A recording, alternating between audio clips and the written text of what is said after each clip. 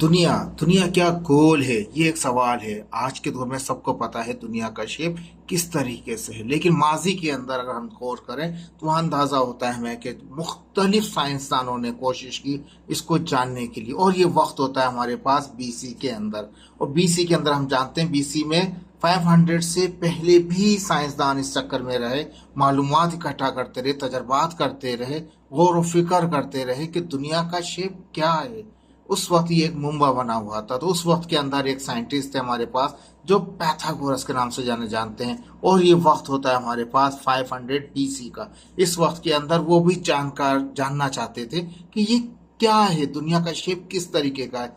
कुछ उनको सॉल्यूशन नहीं मिल रहा था। तो जब उन्होंने गौर फिक्र किया सूरज पे और चांद पे, तो उन्हें अंदाजा हुआ कि दोनों का शेप गोल ही नजर आया उनको। तो उन्होंने अंदाजा लगाया कि यकीनन हमारी जो ये दुनिया है, ये कुर्रा अर्ज जो है, यकीनन ये भी गोल होगा। लेकिन उस वक्त इतनी सहूलियात नहीं थी, सैटेलाइट नहीं थे, इतनी चीजें मौजूद नहीं थी कि वो देख सकते दूर से कि दुनिया का शेप किस तरह से। तो ये वक्त था 500 बीसी का, जिसमें पैथागोरस ने अंदाजा लगाया सूरज और चांद को देख के कि ये जो है जमीन जो है, इसका भी जो शेप होगा यकीनन वो गोल होगा।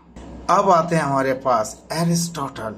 ये वक्त था बीसी का ही। और इस वक्त के अंदर जो वक्त चल रहा था वो 350 था, यानी कि पैथागोरस के बाद जो वक्त गुजरा उसके बाद एरिस्टोटल आए। वो भी एक साइंटिस्ट थे, वो भी गौर व फिक्र करने वाले एक माहिर थे। उन्होंने भी गौर करने की कोशिश की कि दुनिया का शेप क्या है। इसी चीज की मालूमात के अंदर उन्होंने गौर व फिक्र जब किया, अंदाजा लगा कि जब रात के अंदर जब चांद ग्रहण हो रहा होता है, चांद ग्रहण के अंदर उसने चेक लगाया, अंदाजा लगाया उन्होंने कि ये जो जमीन है इसका शेप जो शेडो पड़ रहा था, शेप का जो शेडो पड़ रहा था किसके ऊपर, चांद के ऊपर। तो उन्हें अंदाजा हुआ कि ये भी सर्कुलर ही उन्हें शेप महसूस हुआ।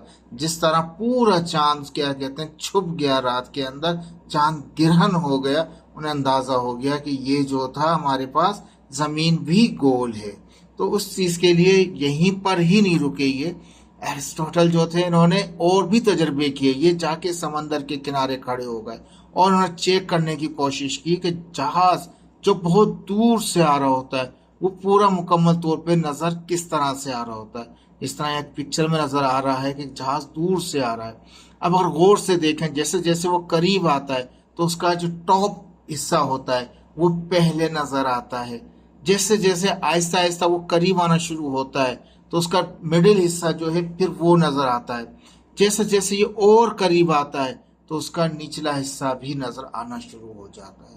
ये चीज उसने गौर फिक्र की। पहली चीज उसने चांद ग्रहण देख के अंदाजा लगाया कि ये जो था शेप हमारा ग्रहण को देख के, चांद को देख के अंदाजा लगाया कि किस तरह से जब इलिप्स हो रहा होता है उसके अंदर किस तरह से जमीन का जो शेप है वो सर्कुलर ही उसको नजर आया, कर्व वाला शेप नजर आया उसको।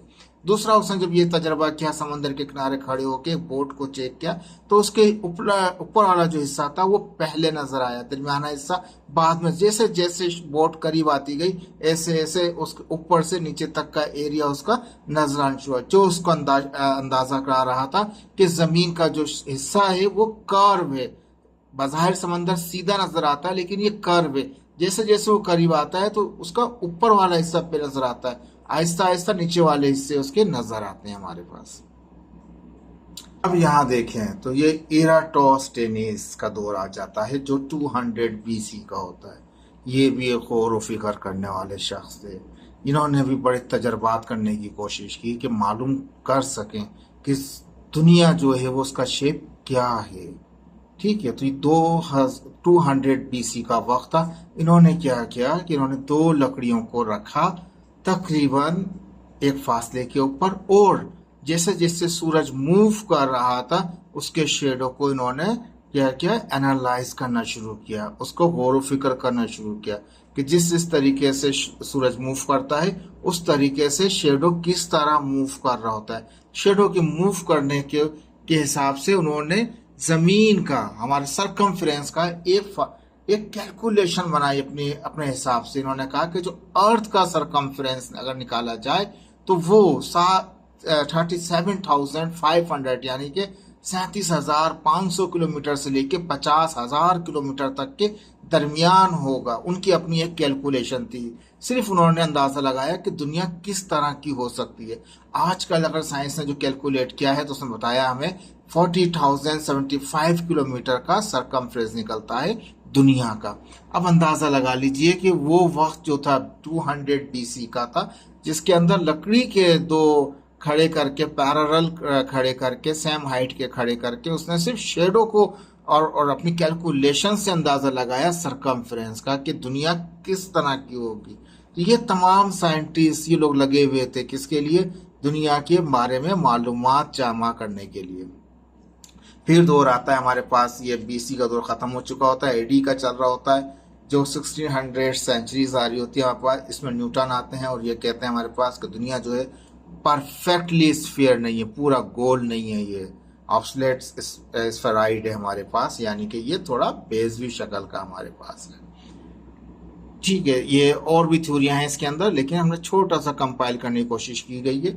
इसके बाद आते हैं 1838 के अंदर। यहाँ पर भी क्या कहते हैं, SM हमारे पास, रॉबर्ट हम थे हमारे पास थे, और उन्होंने एक तजर्बा करने की कोशिश की। एक बहुत लंबी नहर जो थी उसके ऊपर उन्होंने स्टडी किया, और उस नहर पर, बहुत लंबी नहर थी, उसके अंदर उन्होंने बोट के अंदर खुद भी बैठ गए और 8 इंच ऊपर अपने टेलीस्कोप रखा, और दूसरी बोट जो के अंदर एक फ्लैग रखा जो 3 फीट ऊपर था हमारे पास। इसने खुद तो स्टैटिक हो गया, रुक गया, और बोट को जाने दिया आगे की तरफ, और ये अपने टेलीस्कोप से चेक करता रहा। इसने कहा कि अगर दुनिया गोल है तो ये कर्व होगा, कर्व होगा तो ये कुछ अर्स फासले बाद जाके ये फ्लैग ऑटोमेटिकली गायब हो जाएगा, ये बोट गायब हो जाएगी, लेकिन मैं टेलीस्कोप से देख लूंगा इस चीज को। तो ये वो वक्त था 1838 का, जिसमें भी जस्तुजू चल रही थी कि दुनिया कर्व है या सीधी है, फ्लैट है ये।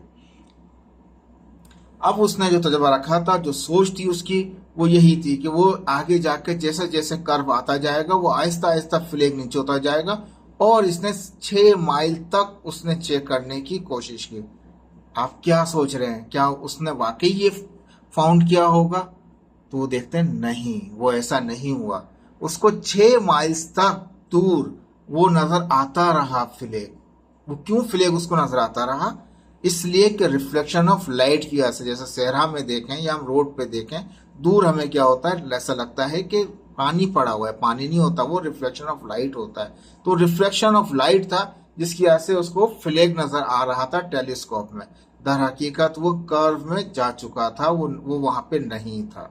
तो ये रिफ्लेक्शन ऑफ लाइट की वजह से उसने उस वक्त अंदाजा नहीं हुआ, लेकिन उसने अपने टेलीस्कोप से ये चेक किया कि 6 माइल तक तो कोई कर्व नहीं आया, इसका मतलब दुनिया कोई कर्व नहीं है। उसने ये कह के बात खत्म कर दी। लेकिन वहां पे एक वक्त आता है, ये 1870 का आता है, जिसमें जॉन हेम्डेन आते हैं हमारे पास। वो चैलेंज करते हैं, कहते हैं कि उसका जो लॉ है वो सही है, और अगर कोई इसको गलत साबित करता है तो मैं उसको उस वक्त के 500 पाउंड दूंगा, 1870 के 500 पाउंड दूंगा, अगर कोई इसको गलत साबित करता है कि दुनिया जो है वो, उसने कहा सीधी है, कोई फ्लैट नहीं है, वो कोई कर्व, सॉरी फ्लैट है, कोई कर्व नहीं है। तो इसलिए उसने चैलेंज रखा। तो उस वक्त एक बायोलॉजिस्ट आ गया। लोग आज हंसेंगे कि बायोलॉजिस्ट का क्या काम है, लेकिन आए यहाँ पे मिस्टर एल्फ्रेड वेलेस आए। उन्होंने कहा कि ठीक है, मैं इसको साबित करूंगा। चलें, उसी लेक में गए, उसी जगह पर गए जहां पे उसने परफॉर्म किया था। अगर आप देखें पिक्चर के अंदर तो पीछे उसके ऊपर नजर आ रहा है जो ये वो था, रिवर था, जो नहर जा रही थी, उसका एक आपको ब्रिज टाइप नजर आ रहा है। इसी को इस्तेमाल करते हुए इसने थोड़ा दूर क्या किया, ब्रिज के वहां पे एक आइकॉन बना दिया, एक स्क्वायर टाइप का एक शेप रखा। उसने कहा कि ठीक है, ये जैसे कि नजर आ रहा है ABC, तो C वो था जहां पे वो एक 6 माइल का, उसने 6 माइल का ही रखा। जो प्रैक्टिकल दूसरे ने किया था, SM ने किया था, उसी प्रैक्टिकल मुताबिक 6 माइल का इसने रखा दूर। एक जो ब्रिज था उसके ऊपर एक टेग लगा दिया, स्क्वायर टेप लगा दिया, और उसने कहा कि ये नजर आना चाहिए। 3 माइल्स बाद उसने एक पोल और रखा जिसके अंदर जो 2 स्फेरिकल किस्म के, उसने सर्कुलर किस्म के, उसने शेडेड किस्म के वो भी लगाए, ताकि वो स्फीयर टाइप के रखे, ताकि अंदाजा रहे रिफ्लेक्शन ऑफ लाइट का। और फिर 3 माइल, यानी कि A से B तक 3 माइल था, B से C तक भी 3 माइल था। टोटल A से C तक कितना बनता है, वो 6 माइल बनता है। उसने कहा अब मैं यहां से अगर चेक करूंगा अगर ये दुनिया सीधी है, फ्लैट है, कर्व नहीं है, तो ये वो जो नजर आ रहा है सी पॉइंट के ऊपर, सी पॉइंट पे जो ब्लैक एक शेप नजर आ रहा है मेरे को, जिसको चेक करना है, तो ये पहले बी वाले का जो अपर वाला है स्फीयर, उससे छुप जाना चाहिए अगर वो फ्लैट है। अर्थ अगर फ्लैट है, सेम हाइट के ऊपर सी पॉइंट पे वो था, सेम हाइट के ऊपर बी पॉइंट पे एक स्फीयर टाइप का ब्लैक रखा हुआ था, और ए पॉइंट के ऊपर उसने टेलीस्कोप रख के चेक करने की कोशिश की कि क्या ये हो सकता है या पॉसिबल नहीं है। तो क्या सोच रहे हैं आप, क्या होगा? यस, ये पॉसिबल था कि वो उससे नहीं टकराया। टेलीस्कोप देखें, कर्व नजर आ रहा है फिगर 1 में, वो सी पॉइंट के ऊपर जो शेप था वो दोनों जो स्फीयर थे उससे नीचे नजर आया। इसका मतलब अर्थ जो थी वो एक कर्व है, एक फ्लैट नहीं है अर्थ। ठीक है, और ये दूसरा पिक्चर नीचे नजर आ रहा है आपको, ठीक है, ब्रिज दिखाया हुआ है टाइप का, और वहीं पर जो फ्लैग जो ब्लैक और व्हाइट पट्टी का नजर आ रहा है आपको, वो नीचे नजर आ रहा है, दो स्फीयर वाले जो रेड कलर में नजर आ रहे हैं आपको, उससे भी नीचे नजर आ रहा है। इसका मतलब अर्थ जो हमारे पास है वो फ्लैट नहीं है, वो कर्व है, वो सर्कुलर है।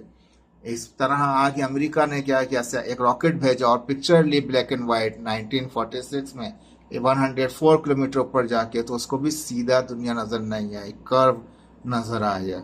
इसी की जानकारी के लिए, इसको जानने के लिए आगे जाके 1966 में रशिया भी मैदान में आ गए।